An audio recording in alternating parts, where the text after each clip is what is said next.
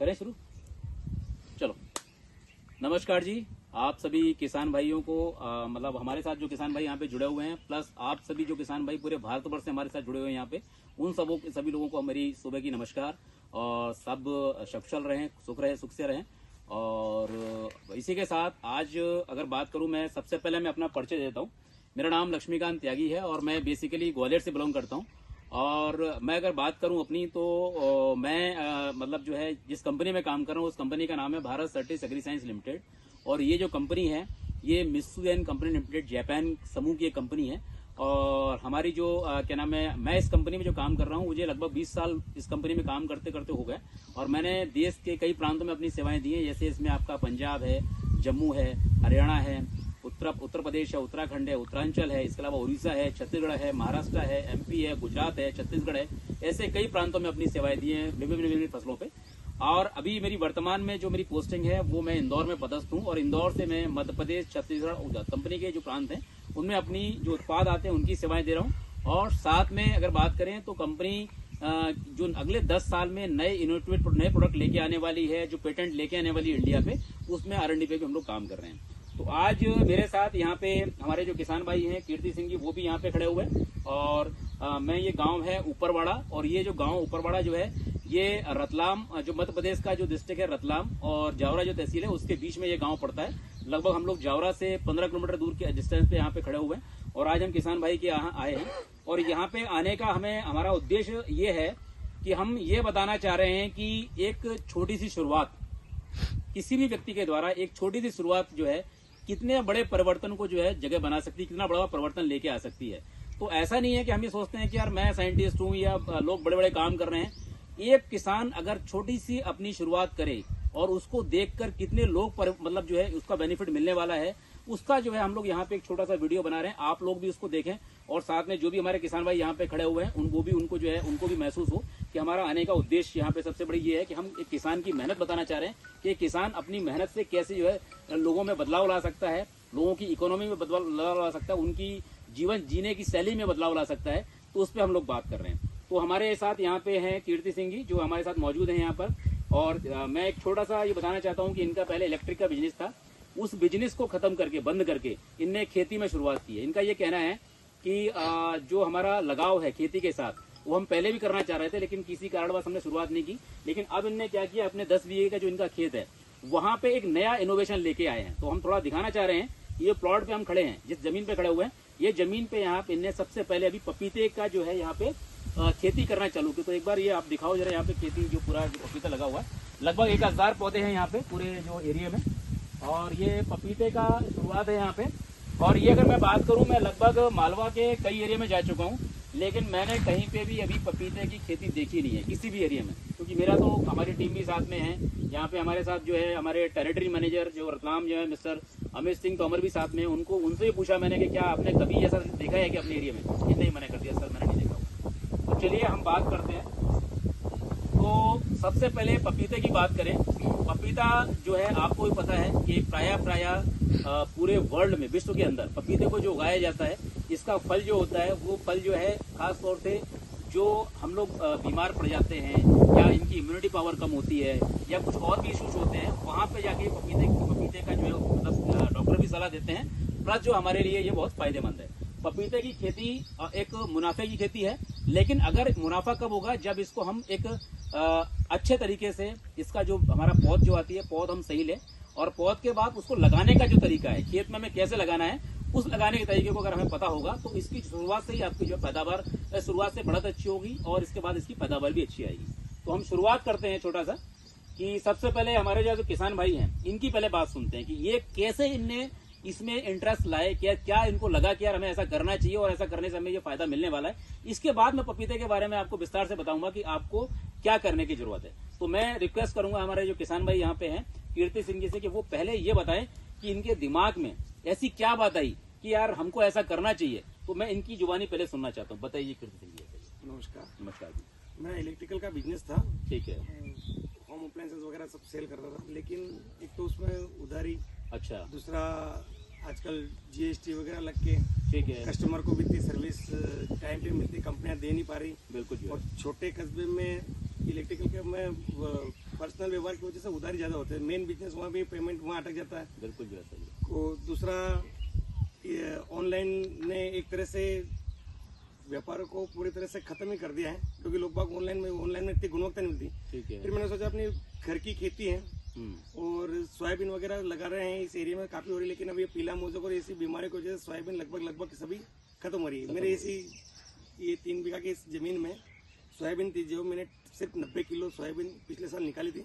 उसके बाद मैंने मन बना लिया था कि अब सोयाबीन कभी कसम ही खा ली मैंने कि सोयाबीन कभी मैं बोऊंगा नहीं। ठीक है। फिर मेरे को आइडिया आया तो मैंने अभी 3 बीघा में बागवानी करी है। अभी पपीता लगाई है, मिर्ची और बैंगन, इस तरीके से बहुत अच्छी ट्राई किया है कि कुछ न इसमें करना ही है। ठीक है, ठीक है, ठीक है।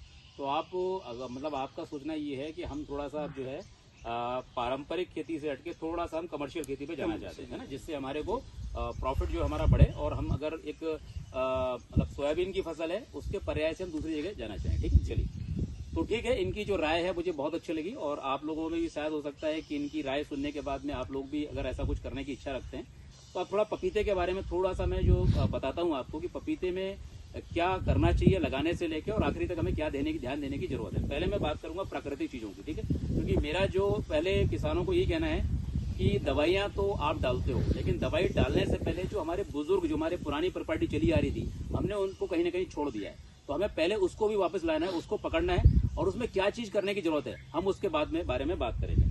तो पपीते की अगर बात करें तो यहाँ जो वैरायटी है वो ताइवान की वैरायटी लगी हुई है, और ये जो पौधा है इनने एक नर्सरी से पौधा खरीदा था, और इस पौधे को जब इनने यहाँ पे लगाया है उस समय लगभग इसको 2 महीने हो चुके हैं। तो मैं बात करूं तो हो सकता है नर्सरी में जब ये पौधा होगा और आज इसकी उम्र होगी तो लगभग ये उम्र जो है इसकी लगभग 4 महीने के आसपास भी हो सकती है, या 3.5 महीने के आसपास की हो सकती है। 2 महीने तो इस प्लॉट में ही हो गए हैं, ठीक है। लेकिन अब हुआ क्या है, यहाँ पे सबसे बड़ी दिक्कत ये हुई है कि बारिश काफी थी, क्योंकि सोयाबीन के एरिया है, यहाँ पे पानी बहुत गिरा है। पानी गिरने से आप देखोगे पूरा कीचड़ पड़ा हुआ है यहाँ पे ना। अभी भी हम खेत में अंदर नहीं जा रहे हैं, हम लोग बाहर भी खड़े हुए हैं, हमारे पैरों में भी जूतों में मिट्टी लगी हुई है। इतना ज्यादा अभी जो है 3 दिन हो गए बारिश हुए, इसके बावजूद भी पानी खत्म नहीं हो रहा है। तो जो पानी अगर यहाँ पे एक्सेस है, नमी बहुत ज्यादा है, तो पपीते की मरने की संभावना सबसे ज्यादा यहाँ पे रहने वाली है, ठीक है। तो अब मैं शुरुआत करता हूँ कि पपीते में करने की क्या जरूरत है। पपीते में सबसे पहले आपने ये करना है, जैसे आपने पपीते की पौध बाजार से लेके आए, ये आप भी सुनना, हम सब आपको बोल रहे हैं, पौध जब भी आप बाजार से लेके आए तो सबसे पहले आपको ये काम करना है कि पौध जो हम लेके आए हैं उसके अंदर एक सबसे पहले सॉल्यूशन तैयार करना है। उसकी जड़ को पहले जब लेके आए मिट्टी के अंदर, तो हमें क्या करना है, आपने देसी एलोवेरा देखा है? देसी एलोवेरा देखा नहीं है तो लगा लो आप थोड़ा, ठीक है। देसी जो एलोवेरा होता है हमारे पास, उस एलोवेरा को अपना जो सादा पानी होता है, वो एलोवेरा का हमें क्या करना है कि एलोवेरा को निकाल के उसके अंदर गूदा निकलता है, उस गूदे को निकाल के और पानी के अंदर उसको जो घोलना है, अच्छे से मथना है, अच्छे से थोड़ा सा महीन बनाना है और उसको मथना है। उसका जो सॉल्यूशन तैयार होगा, उस सॉल्यूशन को अपने को एक जो है मतलब एक बकेट में भर के रख लेना है, ठीक है।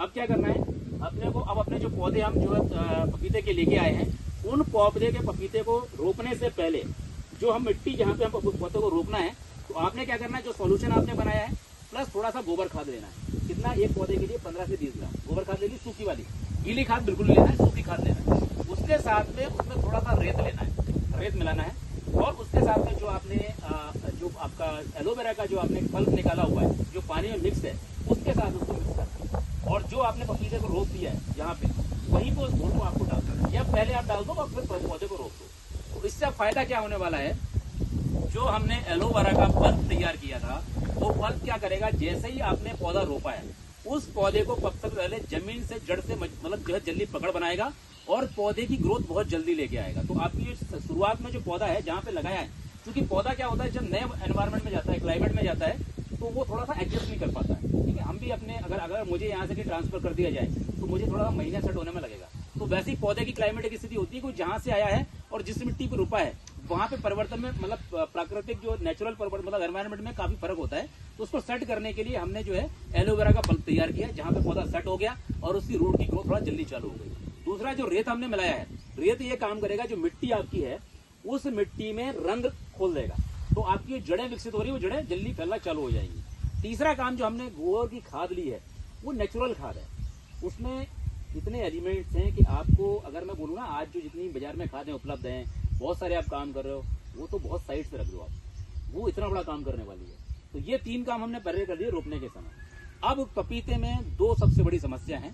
आपको पपीते में ये ध्यान रखना है कि हमें फंजीसाइड का इस्तेमाल रूट से भी देना है और हमें पौधे में स्प्रे भी करना है। लेकिन फंजीसाइड ऐसे कोई भी फंजीसाइड नहीं डालना है जो सिर्फ रिकमेंडेड है केंद्रीय कीटनाशी बोर्ड के द्वारा और जो तासीर होती है, क्योंकि फसल 3 तरह की होती है। एक तो हमारी हो गई फील्ड क्रॉप। फील्ड क्रॉप का मतलब होता है हमने सोयाबीन लगाया, यहाँ पे सोयाबीन फील्ड क्रॉप में आती है, कपास हो गया, इसके अलावा मूंग हो गया, तुअर हो गया, गेहूं हो गया, ये सब हमारी जो फील्ड क्रॉप में आती है। दूसरी फसल होती है हमारी सब्जी की फसलें। तो सब्जी की फसलें जो होती है उनकी भी तासीर अलग होती है, उनकी भी रिकमेंडेशन अलग होती है। तीसरी फसल होती है हमारी जो हमारे फलदार वृक्ष है। तो जैसे यहाँ पपीता लगा हुआ है, कहीं अमरूद लगा हुआ है, कहीं अनार लगा हुआ है, कहीं संतरा लगा हुआ है, कहीं अंगूर लगा हुआ है, इनकी तासीर अलग होती है। तो इनकी रिकमेंडेशन जो होती है वो सेपरेट होती है। अभी आजकल क्या बाजार में ट्रेंड है कि भैया जो दवाई हम खेती में डाल रहे हैं फील्ड क्रॉप में, वही हम सब में डाल दे रहे हैं। तो वो गलती जो किसान कर रहा है उसका खामियाजा हमको यहाँ भुगतना पड़ रहा है। तो अब हमें क्या करना है, पपीते में सबसे पहले ड्रिप के साथ में जो मैं आपको बता रहा हूँ वो काम करना है। तो ड्रिप में हमें क्या करना है कि हम जो अभी बात करें भारत सर्टिस एग्रीसाइंस लिमिटेड की, चूंकि उस कंपनी से मैं आता हूँ, तो हम जो रिकमेंड कर रहे हैं अभी जो सीआईबी रिकमेंडेशन है उसमें सबसे पहले हमें ड्रिप के अंदर आपका एक टॉक्सिन आता है हमारा उत्पाद, जिसके अंदर थायोफ्रेंड मिथाइल 75% ग्लूपी होता है। सेकंड, इसके साथ में हमें टॉक्सिन के साथ में हमें कॉम्बिनेशन में लेना है कुंदन लेना है। कुंदन के अंदर 7 एलिमेंट्स होते हैं, आपका ह्यूमिक एसिड, एस्कॉर्बिक एसिड, जिसमें विटामिन सी भी बोलते हैं हम इसको जो है, इसके अलावा अल्का टोकोफेरॉल, माइनेस्टॉल, vitamin B1, thiamine and other organic compound. तो 7 एलिमेंट से बनकर ये कुंदन बना होता है। और इसके साथ में हमें एक उत्पाद डालना है इग्निशन। इग्निशन के अंदर क्या होता है, सिलिकॉन होता है। ये एडजुवेंट है जो जमीन के अंदर ड्रिप के साथ जाके ड्रिप की चॉकिंग खोलता है। जितनी आपकी ड्रिप है वो क्या है, वेटिंग एजेंट है। तो ये क्या करता है, ड्रिप के अंदर जो क्षार होता है उसको तोड़ देता है और पानी के साथ बाहर निकाल देता है। और जैसे ही पानी के साथ नीचे जाएगा जमीन में, तो वो दवाई जो आपने डाली उसको जमीन के अंदर पूरे अच्छे से स्प्रेड कर देगा पूरा आगे तक और जमीन के अंदर नमी बना के रखेगा। तो ये इसके फायदे हैं। तो पहला डोज आपको देना है कि टॉक्सिन हमको लेना है 1 बीघे की ड्रिप में टॉक्सिन को 250 ग्राम लेना है। उसके साथ में कुंदन को 100 ग्राम लेना है। इग्निशन को हमें जो इसके अंदर 1 बीघे में 100 ml लेना है। तो तीनों का मिक्सचर बनाना है और फिर इसके अंदर ड्रिप के साथ चलाना है। और ये ड्रिप में आपको चलाना है कंटिन्यू, मतलब बोले तो 1 महीने के अंदर 2 बार ड्रिप में चलाना है, केवल 2 बार, 2 टाइम। इसके बाद अगले महीने हम चेंज करेंगे, जहां टॉक्सिन इस्तेमाल कर रहे हो वहां आपको कोसाइड 3000 लेना है। और कोसाइड 3000 जो होता है वो कॉपर हाइड्रोक्साइड है। कोसाइड 3000 की जो मात्रा है वो आपको डालनी है उसमें भी 250 ग्राम पर बीघे के हिसाब से। बस एक बार टॉक्सिन चेंज करना है और एक बार कोसाइड चेंज करना है, ये आपको ध्यान रखना है। अब इसके बाद में हमें क्या करना है, जो हमने जो अपना पपीते का पौधा लगाया हुआ है, तो जैसे ही आपने रोप दिया इसके 15 से 20 दिन के बाद पहला फंजीसाइड का स्प्रे करना है। और फंजीसाइड इसमें क्या डालना है, हमको सिर्फ कोसाइड 3000 का ही ध्यान रखना है कि हमें कोसाइड 3000 का स्प्रे करना है, पहला स्प्रे। और उसकी जो मात्रा है, एक हमारा जो है अगर 1 बीघे की बात करें तो 250 ग्राम प्रति बीघे के हिसाब से, 250 ग्राम प्रति बीघे के हिसाब से एक पहला छिड़काव कर देना है। तो आप देखेंगे पौधे के अंदर जो नेचुरल हरापन है प्लस एक ताजगी है जो महसूस होगी पौधे में, वो आपको एक अलग नजर आएगी।